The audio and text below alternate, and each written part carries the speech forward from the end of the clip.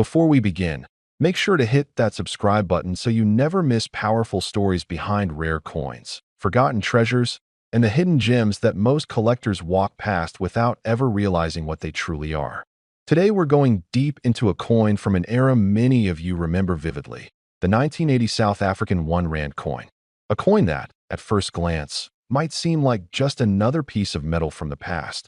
But when you take a closer look, you begin to understand that some coins don't become valuable because of what they're made of, but because of what they represent, how they survived, and the world they lived through. And for collectors between the ages of 55 and 65, men who lived through those decades, witnessed the changes, and felt the weight of those years, this coin carries more meaning than most people realize. Close your eyes for a moment and imagine 1980. The world was a different place. People lived without smartphones, without online payments, without digital wallets. When you needed to pay for something, you reached into your pocket and felt the weight of real money. You heard the sound of coins hitting the counter.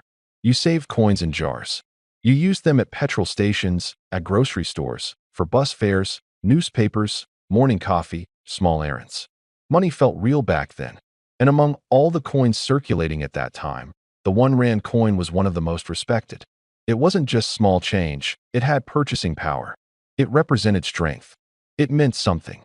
Now imagine the 1981 Rand coin, shining with its distinct metallic tone, bearing the powerful image of the Springbok antelope, a symbol of South Africa's natural beauty, resilience, and national pride. The design was bold and elegant, created during a period when minting was transitioning from older methods to more modern techniques. That transition resulted in tiny variations from coin to coin, variations that only experienced collectors notice. A slightly sharper horn, a deeper engraving in the grass, a subtle difference in rim thickness. All things most people overlook, but things that can turn an ordinary coin into an extraordinary one. The 1981 Rand coin was minted at a time when coins were built to last. The metal quality was strong, the engraving deep, and the details crisp. But just because a coin was built to last doesn't mean it survived. In fact, coins like the 1 Rand, which circulated heavily, suffered the most damage. They were used constantly. People carried them loose in pockets with keys and other coins. They rattled around in drawers, cash registers, glove compartments, toolboxes, and metal tins. They were dropped, scratched, rubbed, and worn down by everyday life. And over time, that everyday life erased the details collectors now search desperately for. This is where rarity begins. Not in mint numbers, but in survival numbers.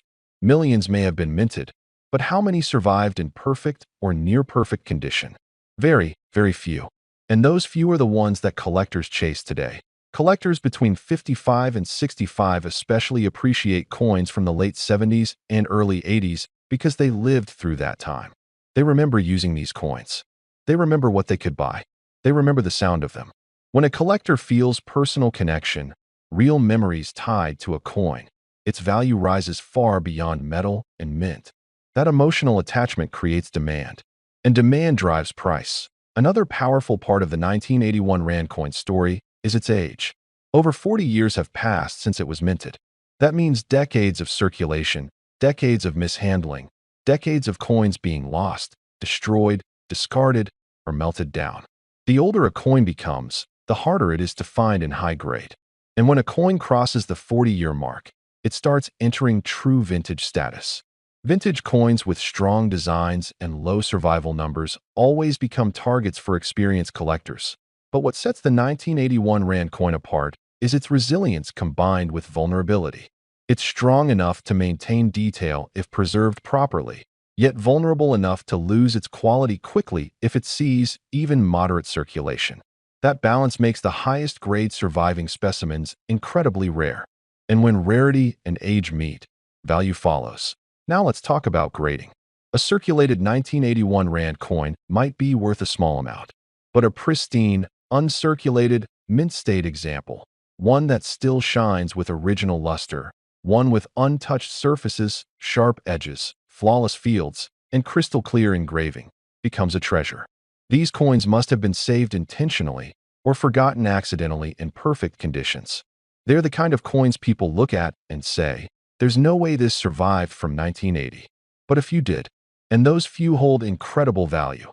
Collectors worldwide, not just in South Africa, have started to focus more on African coinage from the late 20th century. The global market has begun recognizing the beauty, history, and uniqueness of these coins.